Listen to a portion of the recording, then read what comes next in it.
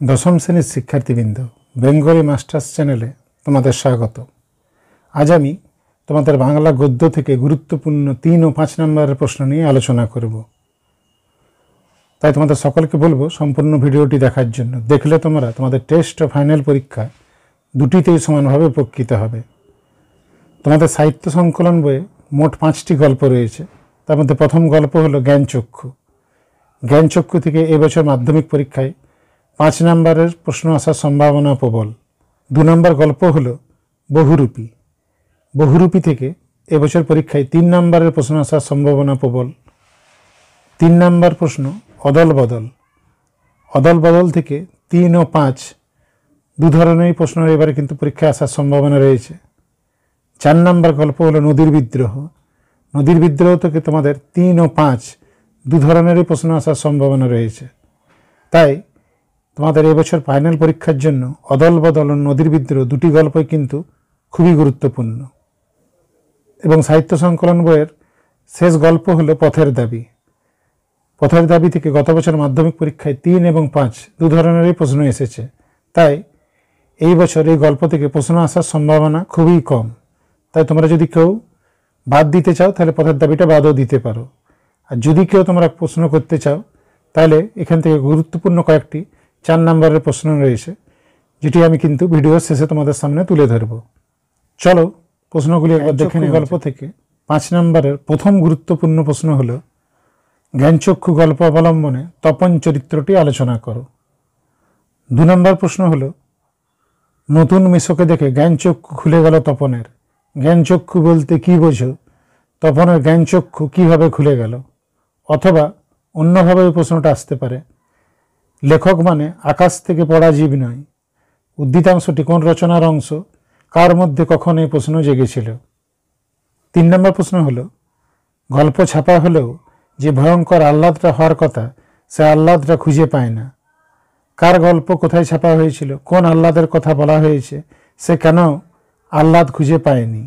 অথবা তপন যেন কোথায় হারিয়ে যায় এই সব কথার মধ্যে। কোন সব কথার মধ্যে তপন হারিয়ে গিয়েছিল? কেন হারিয়ে গিয়েছিল? অথবা তপনের মনে হয় আজ যেন তার জীবনের সবচেয়ে দুঃখের দিন। কোন দিনটির কথা বলা হয়েছে? তার এমন মনে হওয়ার কারণ কি? 4 নম্বর প্রশ্ন হলো পৃথিবীতে এমন অলৌকিক ঘটনাও ঘটে। কোন ঘটনাকে অলৌকিক ঘটনা বলা হয়েছে? সেই ঘটনার প্রতিক্রিয়া কি হয়েছিল তা গল্প অনুসারে বুঝিয়ে দাও। আমাদের 2 নম্বর গল্প হলো বহুরূপী। বহুরূপী থেকে যে সমস্ত 3 নম্বরের গুরুত্বপূর্ণ প্রশ্নগুলি রয়েছে তার মধ্যে প্রথম হলো সে ভয়ানক দুর্লভ জিনিস। কোন জিনিসকে দুর্লভ বলা হয়েছে? কে কিভাবে তা লাভ করেছিলেন? অথবা বাহ, এ তো বেশ মজার ব্যাপার। কোন ব্যাপারটিকে কেন মজার বলা হয়েছে? 2 নম্বর প্রশ্ন হলো অদৃষ্ট কখনো হরিদ্বারে ভুল ক্ষমা করবে না। কোন ভুলের কথা বলা হয়েছে? অদৃষ্ট কেন তা ক্ষমা করবে না? 3 নম্বর প্রশ্ন হলো তাতে যে আমার ঢং নষ্ট হয়ে যায়। কোন প্রসঙ্গে এই মন্তব্য? বক্তা কিভাবে তা রক্ষা করেছিলেন? 4 নম্বর প্রশ্ন হলো একদিন চকের বাসস্ট্যান্ডের কাছে ঠিক দুপুরবেলাতে একটা আতঙ্কের হাল্লা বেজে উঠেছিল। বাসস্ট্যান্ডের কাছে ঠিক কী ঘটনা ঘটেছিল? 5 নম্বর প্রশ্ন হলো আপনি কি ভগবানের চেয়েও বড়? বক্তার এই প্রশ্নের কারণ কি? উদ্দিষ্ট ব্যক্তি এই প্রশ্নের কি জবাব দিয়েছিল? 6 নম্বর প্রশ্ন তবে কিছু উপদেশ শুনিয়ে যান। কার উদ্দেশ্যে বক্তার এই আর্জি? উদ্দিষ্ট ব্যক্তি তাকে কি কি উপদেশ শুনিয়েছিলেন? 7 নম্বর প্রশ্ন হলো হরিদ্বার উনানের হাঁড়িতে অনেক সময় শুধু জল ফোটে, ভাত ফোটে না। উক্তিটি তাৎপর্য লেখো। 8 নম্বর প্রশ্ন হলো কাজ করতে হরিদ্বার প্রাণের মধ্যেই যেন একটা বাধা আছে। হরিদা কে? কোন কাজ করতে তার প্রাণের মধ্যে বাধা আছে? অথবা এই প্রশ্নটি অন্যভাবেও আসতে পারে, একঘেয়ে কাজ করতে ভয়ানক আপত্তি। কার আপত্তি? কেন এই আপত্তি? অদল বদল গল্প থেকে 5 নম্বরের গুরুত্বপূর্ণ প্রশ্নগুলির মধ্যে প্রথমেই যে প্রশ্নটি গুরুত্বপূর্ণ সেটা হলো অদল বদল গল্পে সম্প্রীতির যে ছবি ফুটে উঠেছে তা নিজের ভাষায় আলোচনা করো। অথবা অমৃত ইসাবের পরস্পরের প্রতি ভালোবাসার গল্প শুনেও তাদের বুক ভালোবাসায় ভরে গেল। অমৃত ইসাবের পরস্পরের প্রতি ভালোবাসার পরিচয় দাও। 2 নম্বর প্রশ্ন হলো ও আমাকে শিখিয়েছে খাঁটি জিনিস কাকে বলে। খাঁটি জিনিস বলতে কি বোঝায়? বক্তা কার কাছ থেকে কিভাবে তা শিখেছেন? অথবা অমৃতের জবাব আমাকে বদলে দিয়েছে, অমৃতের কোন জবাব কাকে কিভাবে বদলে দিয়েছিল? অথবা কি খাঁটি কথা, খাঁটি কথাটি কি, বক্তা কিভাবে তা বুঝেছেন? অদলবদল থেকে আরেকটি যে গুরুত্বপূর্ণ প্রশ্ন রয়েছে সেটি হলো, অমৃত সত্যি তার বাবা মাকে খুব জ্বালিয়েছিল। অমৃত কিভাবে তার বাবা মাকে জ্বালাতন করেছিল? অবশেষে অমৃতের মা কি করেছিলেন?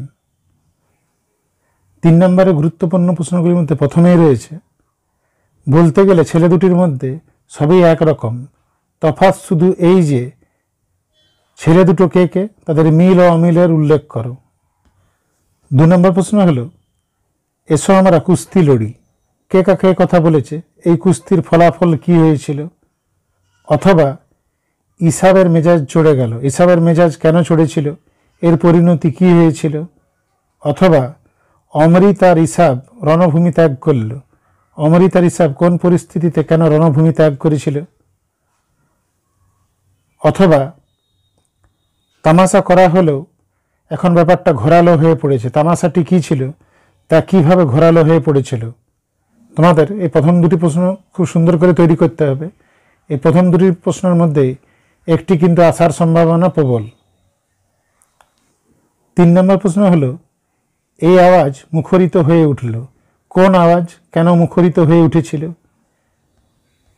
4 নম্বর প্রশ্ন হলো, ওরা ভয়ে কাঠ হয়ে গেল, ওরা কারা, কেন তাদের এমন অবস্থা হয়েছিল? তোমাদের পরবর্তী পাঠ্যগল্প হলো নদীর বিদ্রোহ।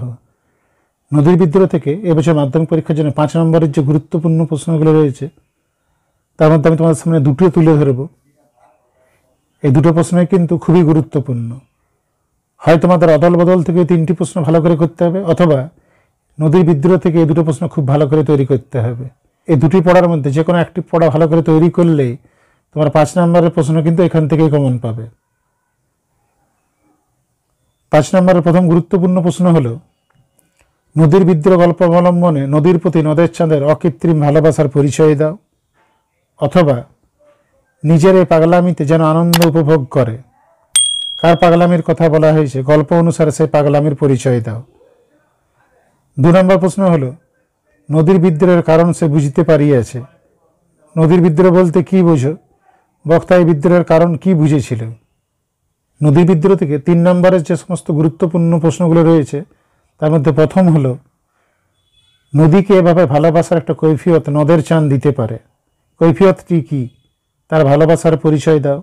অথবা প্রশ্নটি অন্যভাবেও আসতে পারে, সে প্রায় কাঁদিয়া ফেলিয়াছিল, সে কে, কি কারণে প্রায় কেঁদে ফেলেছিল? 2 নম্বর প্রশ্ন, আমি চললাম হে, কে কখন এই কথাটি বলেছিলেন, বক্তা কোথায় গিয়েছিলেন? 3 নম্বর প্রশ্ন হলো, আজ তার মনে হলো কি প্রয়োজন ছিল এই ব্রিজের, কার কেন মনে হয়েছিল? 4 নম্বর প্রশ্ন হলো, নদের চাঁদের ভারী আমোদবোধ হইতে লাগিল, নদের চাঁদের আমোদবোধ হওয়ার কারণ কি? 5 নম্বর প্রশ্ন হলো, নদীর দিকে দৃষ্টিপাত করিয়াই নদের চাঁদ স্তম্ভিত হইয়া গেল, নদের চাঁদ কেন স্তম্ভিত হয়েছিল? তোমাদের সাহিত্য সংকলন বইয়ের শেষ গল্প হলো পথের দাবি। এই বছর এই গল্প থেকে পরীক্ষায় প্রশ্ন আসার সম্ভাবনা খুবই কম, তবু তোমাদের মধ্যে যে সমস্ত শিক্ষার্থীরা এই পড়াটা তৈরি করতে চাও তাদের বলবো 3 নম্বরে এই 3টা প্রশ্ন একটু ভালো করে দেখে যাবে। প্রথম প্রশ্ন, বুড়ো মানুষের কথাটা শুনো, বক্তা কে, সে কাকে কোন কথা বলেছে? 2 নম্বর প্রশ্ন, মনে হয় দুঃখে লজ্জায় ঘৃণায় নিজেই যেন মাটিতে মিশে যায়, বক্তাকে, তার এমন অনুভূতির কারণ কি? 3 নম্বর প্রশ্ন, যাকে খুঁজছেন তার কালচারের কথাটা একবার ভেবে দেখুন, কালচার কথাটির অর্থ কি, উক্তিটির তাৎপর্য লেখো। শিক্ষার্থীবৃন্দ, তোমরা যদি আমার দেওয়া এই সাজেশনটি সম্পূর্ণ তৈরি করো তাহলে তোমরা নিশ্চিতভাবে তোমাদের টেস্ট ও ফাইনাল পরীক্ষা দুটিতেই কমন পাবে। আমার ভিডিওটি যদি তোমাদের ভালো লেগে থাকে তাহলে লাইক করতে ভুলো না এবং তোমার বন্ধুদের সাথে শেয়ার করে নিও, যাতে তারাও তোমার মতন সমানভাবে উপকৃত হয়, এবং চ্যানেলটি সাবস্ক্রাইব করে আমার পাশে থেকো। ভালো থেকো এবং মন দিয়ে পরীক্ষার জন্য প্রস্তুতি নাও।